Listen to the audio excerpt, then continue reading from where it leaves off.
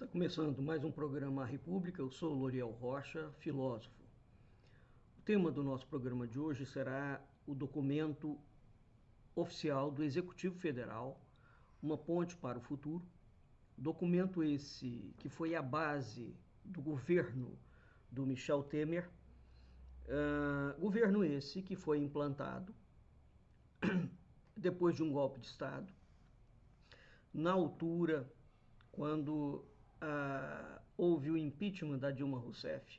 Eu fui contra o impeachment e, na altura, uma posição pessoal, e na altura eu havia dito que duas coisas. Primeiro, que se tratava de um golpe de Estado.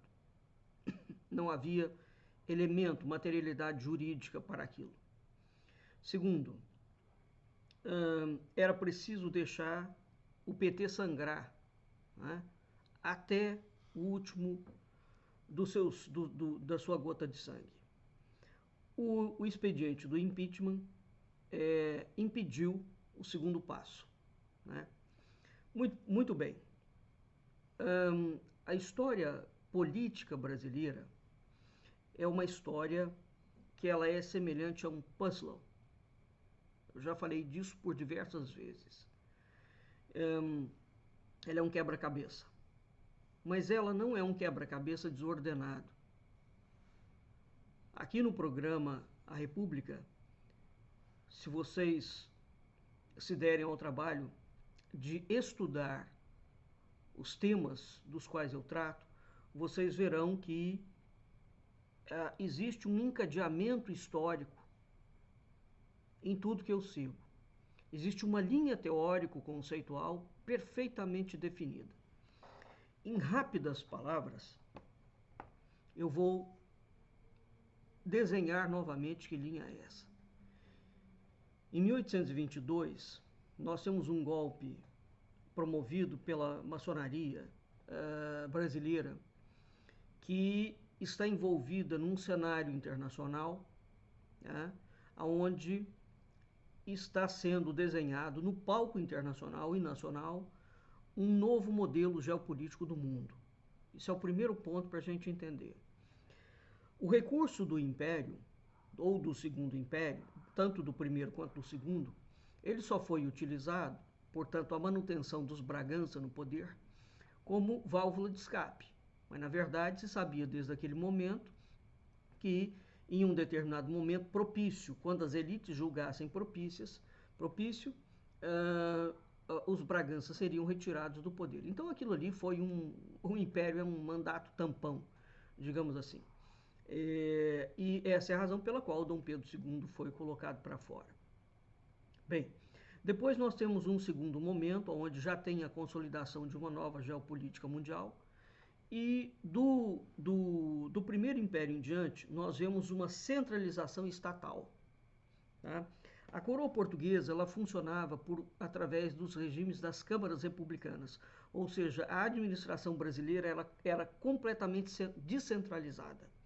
Ela era focada nos municípios, que é o que hoje os bandidos do Congresso Nacional estão querendo, né? Uma administração descentralizada que saia de Brasília e que vá para os municípios e os estados, porque finalmente o imposto é recolhido no município, né? Então o imposto que é recolhido no município e no estado vai para a esfera federal.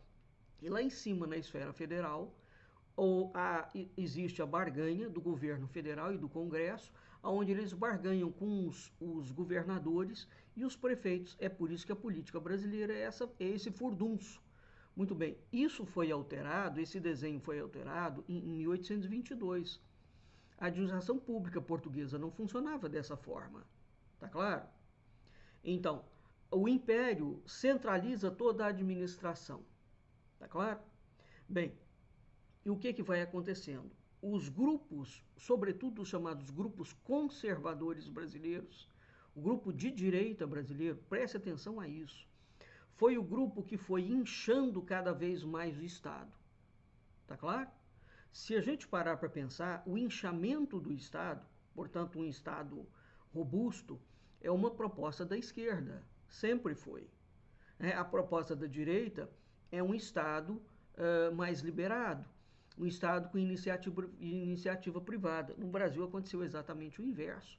Quando eles dão o golpe de Estado da independência, eles centralizam a administração, o Estado vai ficando cada vez mais inchado, né? E eles vão, a partir do século XX, dizendo que todo o perigo do mundo era do comunismo. Enquanto isso, a milicada e a elite política nacional, a elite jurídica, a elite bancária, a elite financeira, né, a elite industrial ou econômica, como queiram, eles vão tornando o Estado cada vez mais inchado. À medida que eles vão tornando o Estado cada vez mais inchado, eles vão dando nacos do Estado para pedaços para essas elites. Tá claro? Então, aqui nós temos, portanto, de 1822 até agora, uma sequência de golpes de Estado. Gente, eu tenho um artigo na minha página no Medium em que eu descrevo, se não todas, a maior parte das revoluções do Brasil. Olha só, eu já publiquei por diversas vezes, já fiz programas, da maior parte das revoluções do Brasil. A quantidade de vezes que o Brasil mudou a moeda, a quantidade de vezes que o Brasil mudou a Constituição, a quantidade de golpes de Estado que o Brasil teve, a quantidade de presidentes que o Brasil teve e quais presidentes conseguiram terminar o seu mandato. Isso é para a gente ter uma ideia de que a história do Brasil é uma fraude absoluta. Ela é uma história extremamente violenta, não é? Onde nos ensinam nos bancos escolares que o Brasil é um país pacífico politicamente falando. Né? E que toda a culpa do Brasil é da esquerda. Não, a esquerda tem a parcela dela. Mas veja, ao longo desse processo histórico, de 1822 a 1989, 90, nós não temos esquerda no comando do Brasil. A esquerda, a primeira esquerda que assume é o Fernando Henrique Cardoso, a chamada esquerda fabiana. Né, que é a esquerda que está alinhada com os bancos internacionais. Sim, porque tem uma esquerda que está alinhada com os bancos internacionais. Vocês estão enganados que a esquerda só gosta de pobreza. Tá? Está enganadíssimo. Né? Assim como vocês estão enganados que existe um tipo de direita que não tem um Estado fechado. Né? O nazismo é um exemplo e o fascismo é outro exemplo. Tá claro? Bem, então é preciso estudar a história com muita parcimônia, mas veja, todo o fechamento histórico brasileiro do Estado, o inchamento do Estado, sempre foi feito pela direita. Ou aquilo que no Brasil se chama direita, que nunca foi direita coisíssima nenhuma. Por quê? Porque ela não é nacionalista, ela é apátrida, ela não defende interesses nacionais, ela vende o Brasil para qualquer um que pagar mais. A elite não investe no próprio desenvolvimento do país, o país desenvolve praticamente à revelia do projeto da elite e vai por aí afora. Né? Nós temos um modelo escravagista de mentalidade, é preciso entender o que é essa mentalidade, ela não tem nenhuma relação com a coroa portuguesa ou com a forma de administração da coroa portuguesa. Também é preciso ir separando esses detalhes. Muito bem. Por que eu estou colocando tudo isso?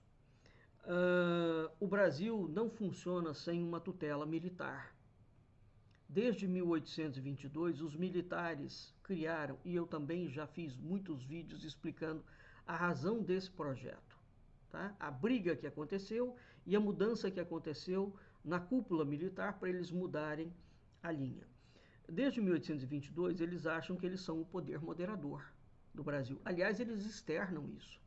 Eles externalizam isso publicamente e hoje no Brasil está muito fácil, e no mundo, né, de entender, de certa forma, alguns posicionamentos, porque os caras estão falando abertamente, eles escrevem sobre.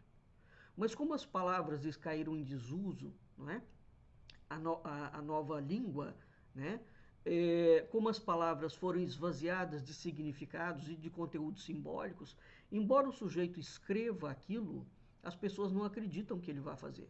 Por exemplo, Trump, agora nos Estados Unidos, numa campanha, falou que depois que ele foi eleito, que os americanos não precisam nunca mais se preocupar com a eleição. ok? O cara está falando de golpe de Estado, que ele vai ficar. Ele está sendo questionado por isso. Nos Estados Unidos eles questionam. A quantidade de absurdos que o Bolsonaro falou, a quantidade de absurdos que o Lula falava, né? Que o Lula ainda fala, mas o Lula nunca falou os absurdos que o Bolsonaro e os militares falaram.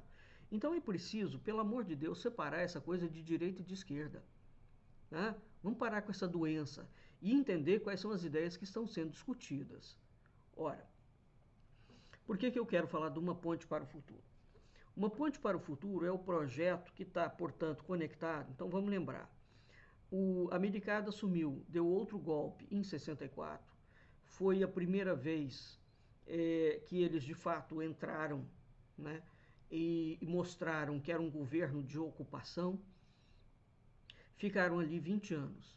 Geraram uma dívida externa brasileira que, se ela for atualizada para os níveis atuais, ela é 4 vezes maior do que a dívida externa atual.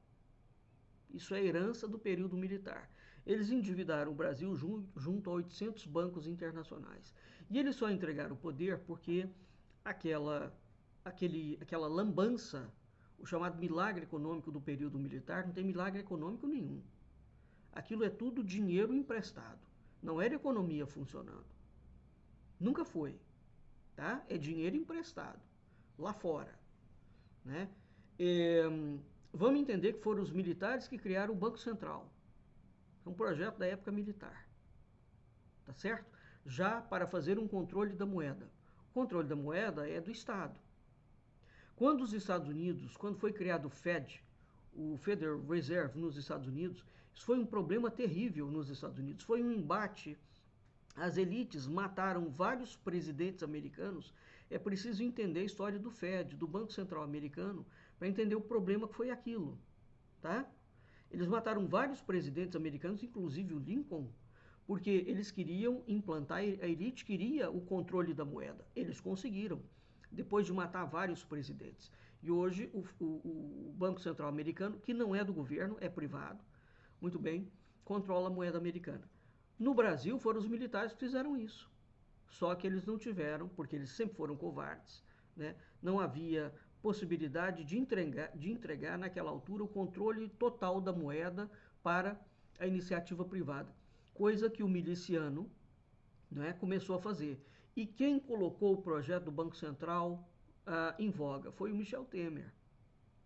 Tá claro? Mas aqui eu chamo a atenção de um detalhe que eu já falei várias vezes. A Marina Silva, que é de esquerda, também é a favor do Banco Central Independente. E é preciso entender qual é o problema do Banco Central Independente e do controle da moeda. Então vamos lá. Eles assumem o poder em 64, eles quebram o país. Antes, eles deixam o governo, mas eles deixam um gatilho na Constituição de 88, que eu já fiz um programa passado, não é? Que foi me referindo ao projeto que o doutor Adriano Benagnon delatou relativo à Constituição, ao crime que foi feito na Constituição de 88, para levar o Brasil a uma quebra institucional e política 30 anos depois. Então, os militares saem do poder, mas eles deixam um gatilho de que o Brasil tem que quebrar. Um dispositivo dentro da Constituição, onde a dívida pública, o dinheiro da dívida pública para pagar bancos, dívida que os militares criaram, tá? Para pagar bancos e banqueiros, né, e juros da dívida, não pode ser mexido. Né? Come grande parte do orçamento. O que o Michel Temer veio e fez? O Michel Temer veio, e nisto que já tinha sido criado na Constituição de 88, o projeto Ponte para o Futuro é o projeto que vai dar o golpe final para o Brasil ser quebrado. O golpe final. Por quê? Imagina, na Constituição você tem o contingenciamento das despesas do Estado. Então hoje isso equivale a mais de 50% da dívida do recolhimento de imposto brasileiro vai para pagar dívida que já está paga há 500 milhões de anos. Para pagar dívida e para pagar juro da dívida. Tá? Mas não pode, a dívida nunca pode ser quitada porque ela está como cláusula pétrea praticamente da Constituição. Então você imagina uma coisa dessa, um país que tem uma dívida eterna com bancos. Com bancos. Aí vem o Michel Temer numa ponte para o futuro e ele pega e fala que o Estado, né, o orçamento da União, como é que você pode gerir o Estado? O Estado não pode, ele tem um teto de gasto e esse teto não pode aumentar durante 20 anos. Isso significa que se eles não conseguirem fazer o golpe da outra Constituição, como eles estavam querendo, né, e de fato passar o Brasil, pegar o Banco Central, que já é mais ou menos independente, e privatizar completamente o Banco Central, quando privatizar completamente o Banco Central, vai acontecer o que aconteceu nos Estados Unidos, no Fed. Tá? E a doutora Maria Lúcia Fatorelli, não sou especialista nisso, ela é a grande especialista brasileira em relação a isso. O Daniel Simões, no canal dele, vem falando muito sobre isso também, tá certo? Então, é preciso entender o problema que o Brasil atravessa na legislação de hoje do Lula. O Lula está tentando desmontar esse esquema. É dificílimo. É dificílimo, sabe por quê? Porque toda a quadrilha do Congresso Nacional, a quadrilha da direita, do centrão, e agora, pasme, o que a falsa direita vem falando. Aquele deputado que é um parente de Dom Pedro I e de Dom Pedro II, que a gente não pode falar o nome, não é? Aquele deputado, por exemplo, ele lançou agora um mote para um conservadorismo revolucionário e que é preciso combater o centrão. E que a mulher do miliciano agora disse que não é para aliar com nenhum partido de esquerda. Bem, essa gente é não só nas eleições, não é? Municipais agora, essa gente é não só mentirosa, bem como eles são bandidos mesmo, do pior tipo que nós já tivemos na história brasileira. O PL, que é o partido do Valdemar Neto, que é um dos maiores corruptos que o Brasil já viu, o PL tem 200 milhões de cargos ocupados no segundo escalão do PT. O Centrão foi exatamente o partido do Bolsonaro, não é? Durante toda a vida pública dele. O Centrão é exatamente o partido da ditadura militar. É o partido da elite brasileira. Tá claro? Desta elite que botou esses dispositivos para quebrar o Brasil. Então, o governo do Bolsonaro foi colocado e esse energúmeno, ele só legislava por decreto. Foi não sei quantos mil decretos que entrou. Ele nunca governou. Só decreto, um decreto em cima do outro. Então, o expediente do decreto presidencial, inclusive, é uma coisa que tem que ser revista dentro do Brasil. Porque não é possível um presidente governar sobre isso. Então, os decretos que eles lançaram foi para agilizar o projeto Uma Ponte para o Futuro, do Michel Temer. Bem, aqui eu vou deixar na descrição dessa aula de hoje o link para 2 artigos. Um é meu, que é um artigo que está no Medium, intitulado Uma Ponte para o Futuro, o início do golpe militar contra o Brasil. E existe um outro artigo aqui que está no Juiz Brasil, que é os 50 anos do golpe militar. Tá? Então, voltando aqui, em valores de hoje, vamos entender, a dívida externa deixada pela ditadura militar, ela atingiria 1 trilhão e 200 bilhões de dólares. 1 trilhão e 200 milhões de dólares. 4 vezes a dívida atual. Tá? Isso foi a dívida, a herança deixada de dívida externa quando o Sarney assumiu. Então, quando o Sarney assumiu o governo militar tinha deixado 1 trilhão de dívida. Tá claro? Essa dívida permaneceu impagável na primeira década da redemocratização e foram os civis que fizeram o grande trabalho, né, de ir sanando este buraco. No final de 84, no último ano, né, da ditadura, o Brasil devia a governos e bancos estrangeiros o equivalente a 53,8% do seu PIB. Tá bem? 53,8% do PIB, ou seja, de toda a renda gerada no país. E essas pessoas ficam ainda falando que direita e militar é coisa boa. E ainda tem o desplante de dizer que o Maduro está levando a Venezuela, né, ao buraco. O chavismo é um câncer nacional. Mas vamos lembrar o seguinte, Chaves era militar, tá bom?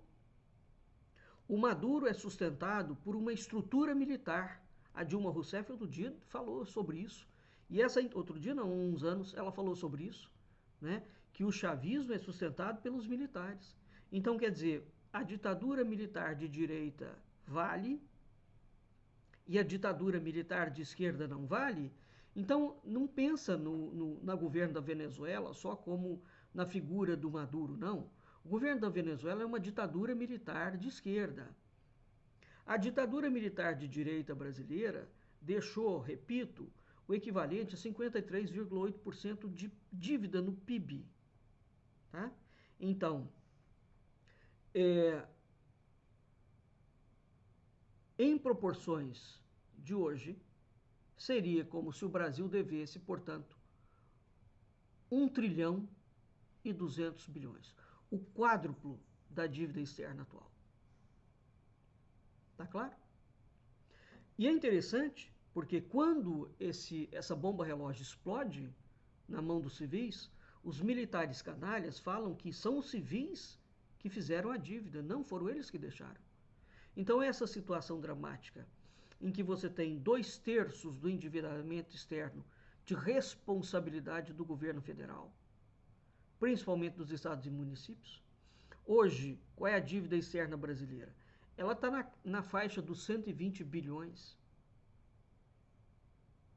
Não é?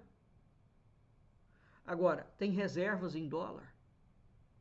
Então, no governo da ditadura militar, a dívida começou a crescer e ela alimentava o poder político do regime.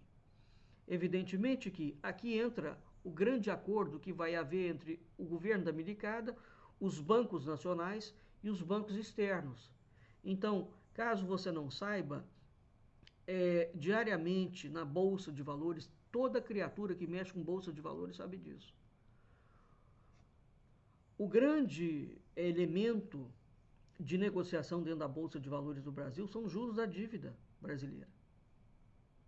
É por isso que o mercado, o Deus mercado, fica louco quando o país fala que vai investir em infraestrutura.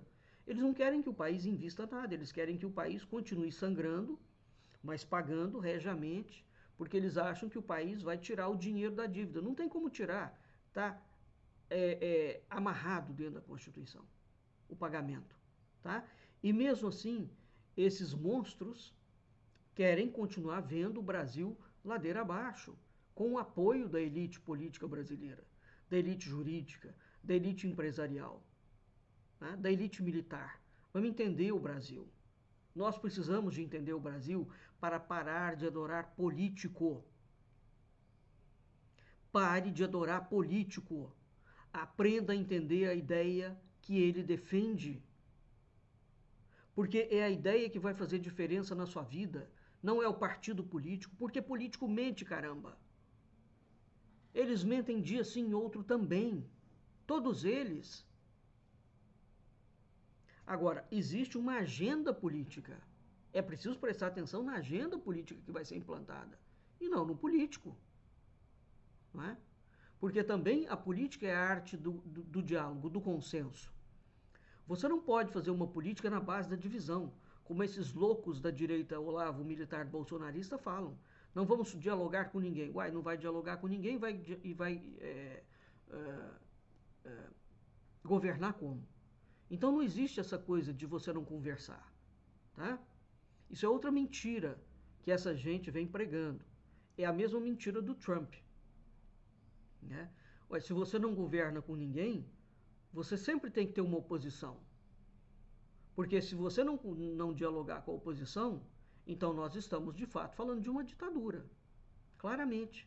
porque só tem um partido, só tem uma visão, só tem uma vez, uma voz, um olhar, um ecossistema, uma cosmovisão. Tá bem? Bem, então, o que nós temos é o chamado milagre econômico, né, do Delfim Neto. Então, aquela coisa de que você tem os anos de crescimento econômico recorde que eles falam o tempo todo, né? O país, o Delfim Neto foi um dos ministros mais longevos da Fazenda, né? Depois do golpe de 64, o país cresceu à base de dívida. O milagre econômico do Delfim Neto e a escalada da riqueza, ela deu lugar a uma disparada da inflação, a multiplicação da dívida. Isso foi um processo decisivo. Então, a dívida rondava 25% do PIB até 1979. Quando eles entregaram o governo, a dívida rondava 40 e tantos por cento do PIB. Deu um salto impulsionado pela elevação das taxas de juros internacionais. Tá claro? Então, os pagamentos da dívida eles só foram controlados no governo do Fernando Henrique Cardoso, onde o Fernando Henrique fez acordo com os credores internacionais para reduzir o montante devido e os juros. Mas não conseguiu sanar esse negócio, porque a coisa está presa na Constituição. Bem, em 2015, quando a milicada faz novamente o golpe contra a Dilma, tem um general macabro, que é o grande mentor do Michel Temer, que é o Etchegoyen. Né? O Etchegoyen, ele começa a organizar o retorno da milicada sórdida para a política. E veio. Nós temos um governo de ocupação. Né? Quando o miliciano assume, nós temos quase 14 mil militares da ativa que ocupam cargos no governo. Isso ultrapassou qualquer limite de razoabilidade. Militares que ocupam cargos de civis. É porque o Brasil é corrupto. O Brasil sempre foi corrupto. A justificativa não é essa, não. A justificativa é que eles acharam que eles iam poder, com a facilidade com que eles assumiram 64, que eles poderiam fazer a mesma coisa. Bem, então, como o Temer, no projeto Uma Ponte para o Futuro, lançado em 2015, assim que a Dilma Rousseff foi deposta, já tinha um projeto chamado Uma Ponte para o Futuro. Né? Então, o que nós temos que ver é que nós temos uma sequência de golpes militares. Tá claro? Bem, eu sou talvez um dos poucos, não posso dizer que sou o único, mas falar sobre messianismo político, que é a mistura de política com religião, que está presente na história brasileira, e a dizer que o Lula e o PT são projetos militares do Golbery e do Couto e Silva, conjuntamente com a Igreja Católica e a Igreja Protestante e alguns empresários. Né? O projeto visava criar, portanto, artificializar uma esquerda revolucionária, que pudesse ser controlada remotamente por essas elites. Não sem razão, o Emílio Odebrecht afirmou, numa entrevista muito autêntica dele, de que o Lula nunca foi de esquerda. Ele era um conservador. Sabe lá qual é a definição de conservador que essa gente aplica. Né? Agora, o Lula, de fato, não é um cara de esquerda. Ele tem um certo programa voltado ao atendimento da população. Esquerda é a Dilma. Esquerda era o Brizola. Esquerda raiz. Esquerda é o Luiz Carlos Prestes.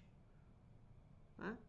Bem, e mesmo essa esquerda, a esquerda brasileira, ela nunca foi uma esquerda como a esquerda, por exemplo, do Chávez.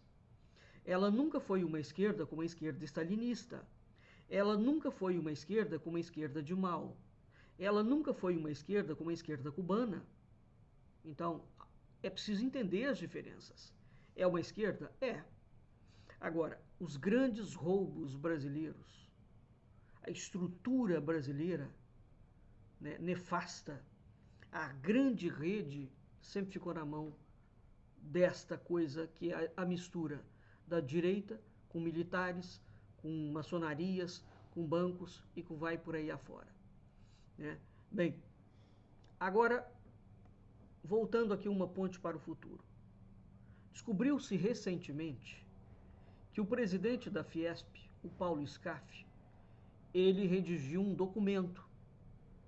Então, uma ponte para o futuro é um documento redigido pelo presidente da Fiesp, da Federação das Indústrias do Estado de São Paulo. Eu publiquei o documento.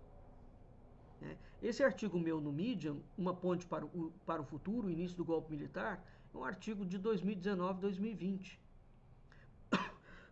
Mas na altura, quando ele foi lançado, eu falei muito sobre ele também. Esse documento, ele foi patrocinado, lançado e patrocinado pela Fundação Ulisses Guimarães. A Fundação Ulisses Guimarães é o think tank do MDB. Vamos lembrar que o MDB, eu também já falei muito sobre isso, é um partido egresso do Partido Comunista, nas suas origens. Depois ele dá uma guinada à direita, uma guinada à estrutura militar. Né? Então, teoricamente, Ulisses Guimarães é um indivíduo antimilitarista. E depois o MDB vai dando uma guinada em cima da outra. O então vice-presidente da República, Michel Temer, né, apresentou esse projeto, Uma Ponte para o Futuro, como obra e graça sua, do PMDB. Ele excluiu, portanto, o SCAF e a nobreza empresarial da Avenida Paulista. Vamos lembrar que o SCAF, ou a Fiesp, não é? Foi um dos grandes patriotas incentivadores dos movimentos de rua e das musas do impeachment. Essas mulheres bandidas que hoje ocupam o Congresso Nacional. As três famosas. Tá claro? Quem é que lembra do pato da Fiesp? O dono do pato amarelo era a Fiesp. Então aquele patão amarelo que ficava lá toda vez que os ditos movimentos de rua, né? Hoje em dia já se sabe que o que estava por trás daquela gente que subia nos caminhões eram grandes empresários, grandes bancos, financiando essa gente toda. Não era nada, eles utilizaram de uma revolta popular autêntica e fidedigna contra a corrupção. Né? A Lava Jato mentiu, ocultou, porque o Brasil tem corrupção, só que a Lava Jato, de fato, se centrou em cima do PT. O partido do PT representava 25% da corrupção da Lava Jato. 75% estava em outros partidos. 75%. Então o foco foi em cima do PT. Foi de fato um golpe e é preciso parar com essa tolice, não é? De não querer enxergar a realidade. A partir do momento que nós temos acesso a documentações, a Vaza Jato fez um papel importante. E o papel que o Sérgio Moro fez, né, e toda a chamada República de Curitiba, aquilo foi uma desgraça para o sistema jurídico brasileiro, porque desmoralizou completamente qualquer modalidade de botar político corrupto na cadeia. Porque não é só o político que é corrupto, o empresário também. E tem muito civil também corrupto, tá bem? Então, quando você junta empresário que vai apresentar proposta para licitação, né, para pegar dinheiro público, e você pega funcionário público, ambos têm que ir para a cadeia. Não é só o político, não. O empresário também tem que ir para a cadeia. Né? E, evidentemente, o Brasil precisa de uma justiça que funcione nesse aspecto. O cara foi pego com a boca na botija, ele tem que ir atrás das grades. Tem que tomar o patrimônio do roubo dele. Bem, então o que nós temos? Vamos lembrar que o Michel Temer, quando ele oculta o Paulo Scaff como autor do documento, isso é gravíssimo, hein? Isso é de uma gravidade que em qualquer lugar do mundo o Michel Temer teria sido caçado. Né? é, de certa forma, mais ou menos semelhante ao que o Nelson Jobim fez na Constituição de 88, quando ele insere as cláusulas fraudulentas. Ambos são do PMDB. Ambos são do PMDB. Né? Um indivíduo do PMDB, que era um homem sério, foi o vice-presidente do Collor, meu Deus do céu, me fugiu o nome dele agora, o mineiro, que criou o real, o Itamar Franco. O Itamar Franco. O Itamar Franco nunca entrou nesse tipo de maracutaia. Tá claro? Agora, então nós vemos um cara da Paulista que lança um projeto que blinda o Executivo Federal, né? Vai levar o Executivo Federal à falência e aquilo ali passa. O projeto é aprovado. Aqui eu quero ler para vocês o que um general muito famoso dentro das mídias sociais, o Luiz Eduardo Rocha Paiva, que está circulando aí pela direita, vira e mexe. Eu já tive pessoalmente com esse homem, já ouvi palestra dele, ele é uma criatura repulsiva. Repulsiva. Olha o que esse sujeito está falando. O post dele é a hora decisiva da Revolução Cidadã. Revolução Cidadã, olha só. General da Reserva, Luiz Eduardo Rocha Paiva. Está chegando, se é que já não chegou, o momento decisivo da Revolução Cidadã iniciada em março de 2015. Ele admite claramente, como eles admitiam em 64, que teve uma revolução. Eu já fiz conselheiro à classe sobre isso. As grandes manifestações de rua, a pressão das massas e a eleição de 2018 mostram que a nação não suporta mais as lideranças carcomidas dos poderes legislativo e judiciário, tendo mudado radicalmente a do executivo na esperança de concretizar o discurso de mudanças de Jair Bolsonaro. Esses 5 meses comprovaram a forte reação às transformações sonhadas. Ela emana de conhecidos ministros do STF e de um numeroso grupo político, todos aliados e comprometidos com a velha política e com a desacreditada injustiça do alto escalão, ambas extremamente patrimonialistas, fisiológicas e corrompidas. Esta nefasta aliança de vampiros e chacais domina e corrompe e consome a seiva da nação que deveria suprir as necessidades da sociedade. Hoje, o Centrão, que nunca foi um centro democrático, o tal Democratas, outras infelizes legendas políticas, até mesmo traidores do PSL e da aliança que navegou no capital político do Bolsonaro para chegar ao Congresso Nacional, vêm impondo derrotas ao governo e jogando por terra a esperança de mudanças que a nação exige.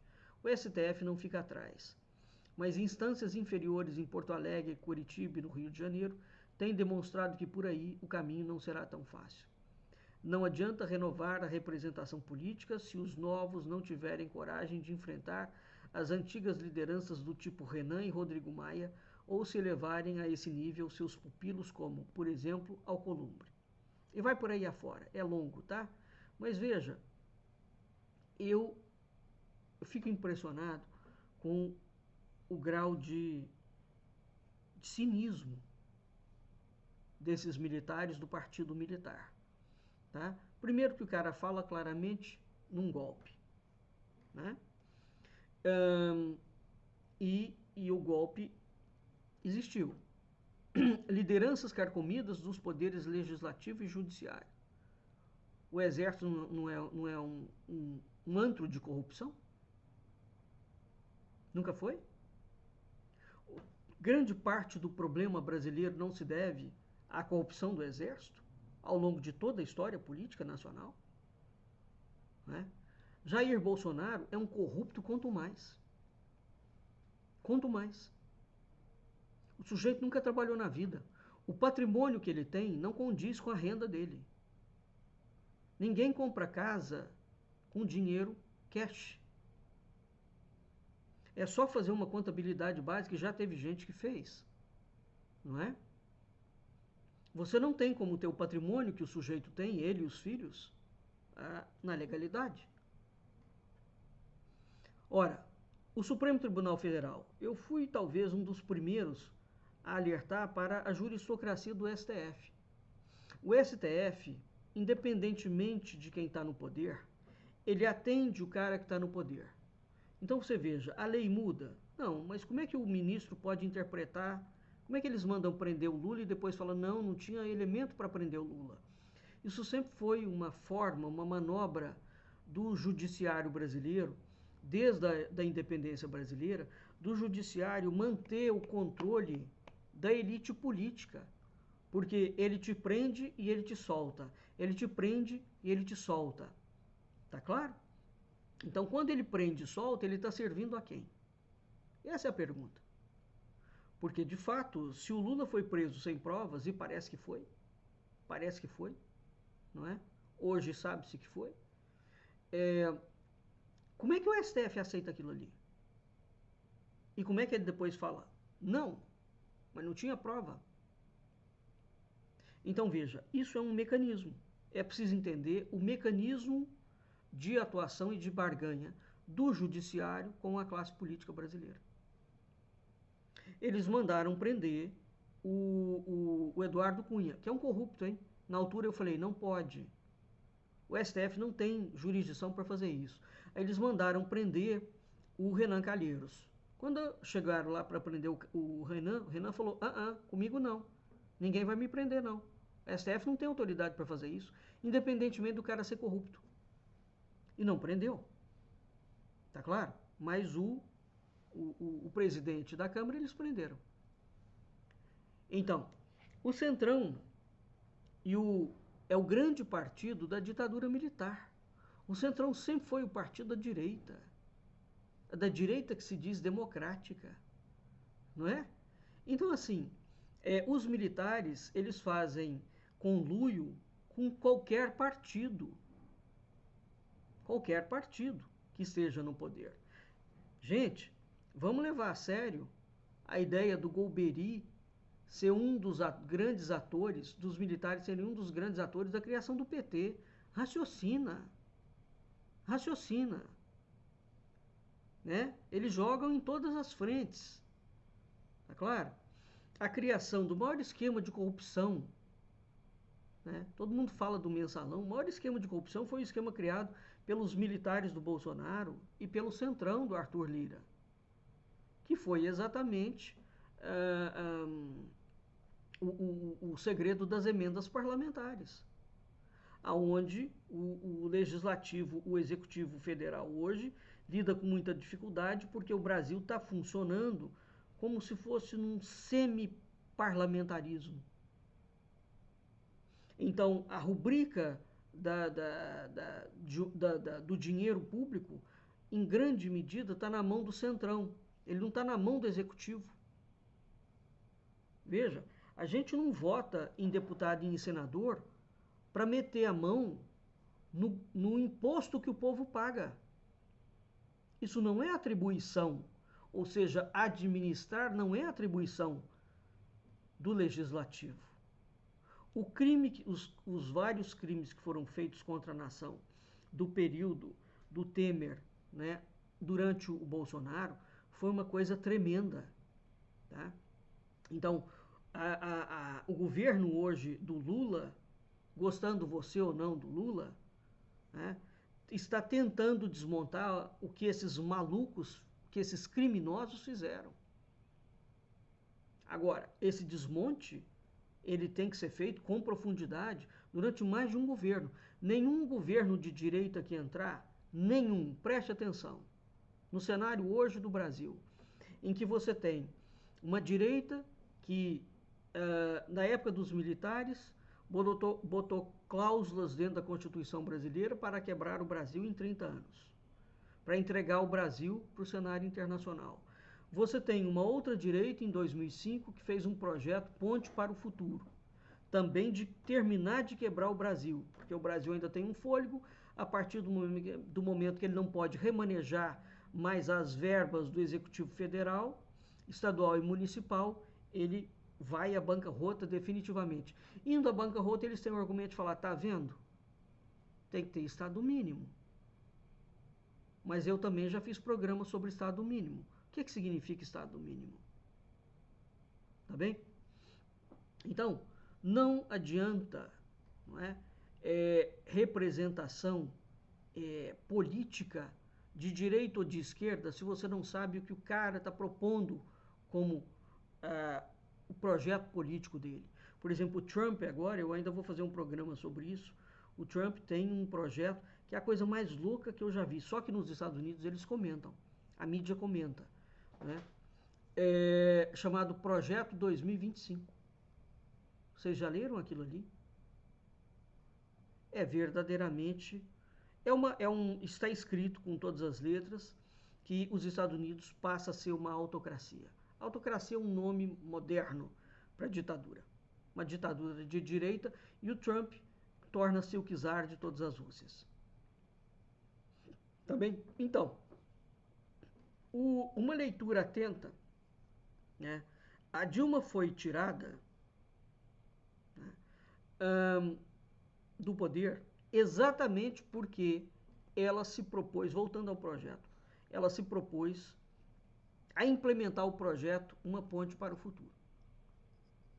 Então, quando o Michel Temer veio com aquele projeto debaixo dos braços, ele apresentou para o PT. O PT olhou aquilo ali, a Dilma olhou e falou, não vou fazer. Pronto, desencadeou-se o projeto impeachment. Então, o próprio Michel Temer, na condição de presidente da República na ONU, afirmou de viva voz, porque ela foi apiada do poder, porque ela se recusou a implementar o projeto PMDB. Quando ele falou isso, eu coloquei esse post. O cara falou publicamente, né? Isso é público. Isso faz parte dos arquivos da Presidência da República. Vamos lembrar que quando o miliciano entrou, ele tentou destruir, né, os arquivos da Presidência da República. Vocês se lembram disso? Aquela terceira mulher que ele tem, aquela mulher, para ocupar os espaços do museu, ocupar um pedaço do Planalto, né, ela mandou destruir os arquivos. Alguém denunciou, aquilo foi um escândalo tão grande que eles tiveram que parar.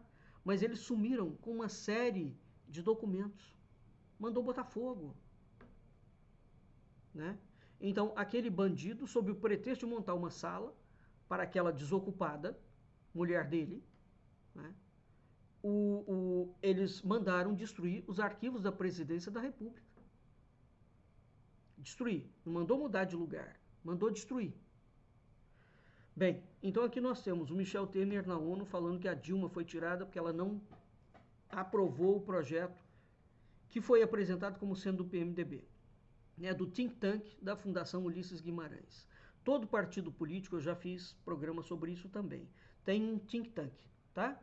Todo partido político. Você fica esperto, porque de onde vêm os temas que são debatidos dentro do Congresso Nacional? Você acha que sai da cachola dos deputados e senadores que estão lá? Não, não, não, não. Não sai, não. Sai de uma estrutura paralela chamada think tank. Por exemplo, a Fundação Getúlio Vargas é o primeiro think tank brasileiro, tá? Criado na época pelos milicos, tá bom? Então, todo partido político ele tem um think tank, que é, você tem uma sequência de intelectuais e de outros indivíduos que ninguém sabe quem é. Esses caras pensam teorias e essas teorias são levadas para dentro do Congresso, tá bom? E aí essas teorias é que pautam os projetos que vão ser discutidos. É assim que o Brasil funciona, na calada da noite, na surdina. Então, quando você vai ler Uma Ponte para o Futuro, né, você vai ver que as medidas propostas, implementadas na gestão Temer, né, e tem uma exata continuidade na política liberal do Paulo Guedes. Trata-se do mesmo projeto político de destruição, de falência e de entrega do Brasil. O mesmo. Eu chamo a atenção aqui para o logotipo do documento, que se apropria das cores nacionais, do verde e amarelo, numa clara apropriação de cunho simbólico.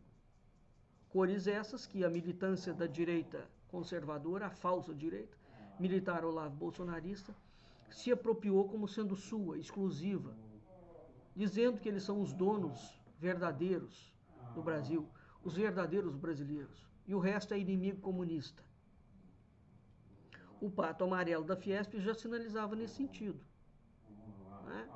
Então, veja, quando o Etchegóvio, o Vilas Boas e todo esse aparato de gente já falava sobre essas coisas, né?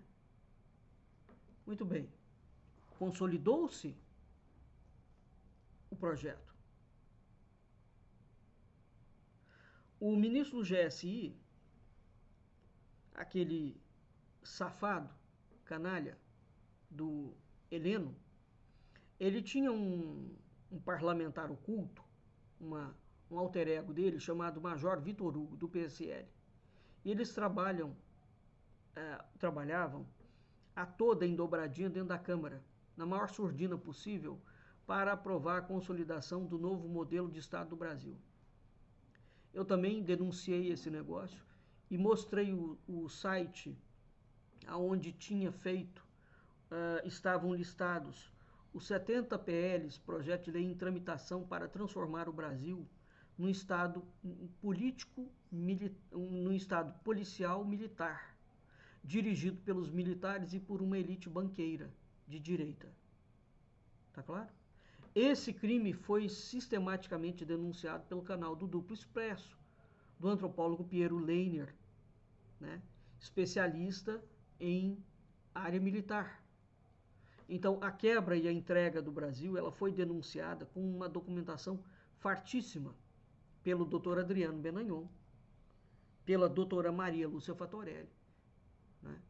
Então, cujo trabalho de investigação tem exposto as entranhas do BIS, né, do Grande Banco Central Internacional, da maçonaria financeira internacional, dos poderes que operam por trás dos bastidores do Brasil, aos quais os militares e os empresários da Paulista, junto com igrejas evangélicas, protestantes, neopentecostais, setores da mídia, estão submetidos e entrelaçados. Tá claro? Então, de fato, o papel do miliciano no poder nunca foi de governar. Ele foi colocado ali para ficar distraindo as pessoas, fazendo escândalos durante o dia. É o chamado bode expiatório, né? Eu já falei muito sobre isso. E para que quem de fato tivesse dentro do governo levasse o Estado, enquanto você tinha um bobo da corte operando e fazendo escândalos e grosserias, e a mídia divulgando aquelas grosserias, e a militância toda falando que ele está certo, por trás dos bastidores, esses caras estavam agindo. E foi exatamente isso que foi feito. Vocês já se deram ao trabalho de ver a agenda do miliciano na época em que era presidente da República? A agenda dele não tinha nada. Ele não tinha nenhum compromisso oficial, exceto inaugurar a escola militar. Zero de compromisso oficial. Praticamente zero. Quando você olhava para a agenda do vice-presidente, que era militar, ela estava lotada. Quando você olhava para a agenda de determinados ministros, ela estava lotada. Mas o do presidente da República, não. Então, veja, gente, a forma de aplicar golpes militares no mundo alterou-se radicalmente. Não existe mais a necessidade de colocar tanque na rua. O processo se aprimorou, tá? Então, ele se aprimorou como? Usando dos mecanismos internos das democracias, né? Então, tecnicamente falando, o que é golpe de Estado? Né? Tem uma obra chamada Dicionário de Política, do Barbet, né, que esclarece os diferentes golpes de Estado. Tá claro? Então, o golpe de Estado ele tem que ser visto sobre a forma dele ser aplicado, a autoria, portanto, quem faz, né, e a forma como se dá o ato, ou seja, como é que você vai fazer o golpe de Estado. Então, um golpe de Estado moderno e as suas modalidades, a Dilma Rousseff falou sobre isso. No impeachment dela, dentro do Congresso Nacional, ela denunciou. Ela falou, estou sofrendo um golpe de Estado, não se faz mais golpe de Estado como se fazia antigamente. Então, o Bernardo Cavalcante e o Carlos Magno, no artigo intitulado Uma Ponte para o Futuro, reflexões sobre a plataforma política do governo Temer, eles analisam o documento. Tá? E eles provam, e passeiam pelos tipos de golpe de Estado, concluindo que o impeachment foi um golpe. Então, a palavra golpe de Estado, como o Barbet coloca, mudou. É uma expressão que mudou com o tempo. Claro, o fenômeno nos nossos dias, ele não se manifesta com um tanque na rua. Você não precisa mais de fazer isso. Tá?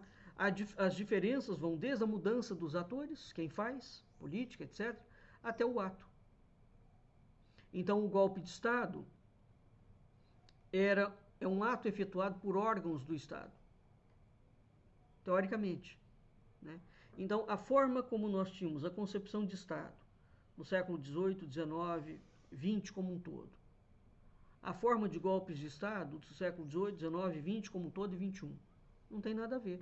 Se vocês não souberem as diferenças, né, dos golpes de Estado, fica difícil entender o que o Brasil passou. Tá claro? Bem, então houve sim um golpe de Estado. Agora, é preciso entender a razão do golpe de Estado. E a razão do golpe de Estado está atrelada ao movimento da Constituição de 88 para quebrar o Brasil, para entregar o Brasil quebrado, para justificar uma nova Constituição e um novo modelo de Estado. Porque uma vez que você faz uma nova Constituição, você vai refazer o modelo de Estado. Tá certo? Eu vou deixar aqui embaixo os links, né, dos artigos citados, para que vocês leiam, estudem e, mais uma vez, deixem de adorar políticos. Aprendam a reconhecer as ideias que eles defendem, porque são essas ideias que são a favor da nação e do povo, ou são essas ideias que são contra a nação e o povo e a favor deles e dos senhores a quem eles obedecem, como cães fiéis. Tá bem? Vamos ficando por aqui e até o nosso próximo encontro.